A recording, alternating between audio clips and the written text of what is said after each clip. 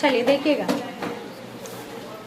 कैसे Weimar Republic क्या है। वाइमर रिपब्लिक एक यूनियन है, ग्रुप ऑफ पीपल का, एक कम्युनिटी का नाम है। जैसे बीजेपी एक कम्युनिटी का नाम है, मतलब कम्युनिटी नहीं बोलेंगे, एक ग्रुप ऑफ पीपल है, पार्टी है ना। वैसे ही वाइमर रिपब्लिक वहां की एक पार्टी है। उसका कैसे बर्थ होता है, कैसे आ गया वो अचानक से, उसके बारे में देखते हैं। Germany, a powerful empire in the early years of 20th century, fought for the first world war. पहले वर्ल्ड वॉर में जर्मनी ने पार्टिसिपेट किया था। काफी पावरफुल कंट्री था जर्मनी उस टाइम में। कब? 1914 से लेके 1918 तक, alongside the Austrian empire. किस साइड से लड़ा? ऑस्ट्रियन एम्पायर के साथ लड़ा। एंड अगेंस्ट, किससे अगेंस्ट लड़ा? किसके अगेंस्ट में? Allies power. तो अलाइज पावर में कौन कौन थे? England, France, Russia. ठीक है। All joined the war enthusiastically hoping to gain from a quick victory.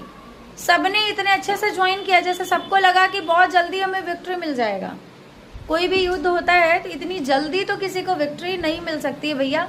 ये कंट्री का बात है, कोई पर्सन टू पर्सन लड़ाई नहीं हो रही है कि क्विक विक्ट्री इनको मिलेगा। ठीक है। तो gain from a quick victory, little did they realise that the war would stretch on. धीरे धीरे उनको समझ आया कि ये वॉर खींचेगी भैया, ये वॉर चलेगी।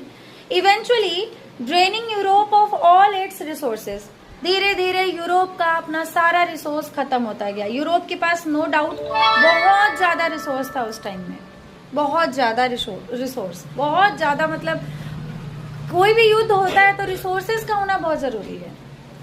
अगर देश में रिसोर्सेज नहीं है, आने जाने पर मान लो कोई दिक्कत आ गई, जैसे कि युद्ध होता है तो कंट्री के अंदर घुस के तो कोई लड़ेगा नहीं ना, आपकी बॉर्डर साइड से ही लड़ेगा कोई खड़ा होके। बॉर्डर के पास या तो बॉम्ब बारूद ये सब शुरू हो रहा होगा, है ना। अदरवाइज लोग बॉम्ब वहां बॉर्डर पे खड़ा होके लड़ेंगे। तो बॉर्डर सील हो गई आपकी। तो जब बॉर्डर सील हो गई तो किसी दूसरे कंट्री से चीजें आनी और यहाँ से जानी में भी प्रॉब्लम हो गई कि नहीं हो गई, है ना। तो इसलिए रिसोर्स आपके कंट्री के अंदर होना बहुत जरूरी है अगर लड़ाई शुरू हुई है तो।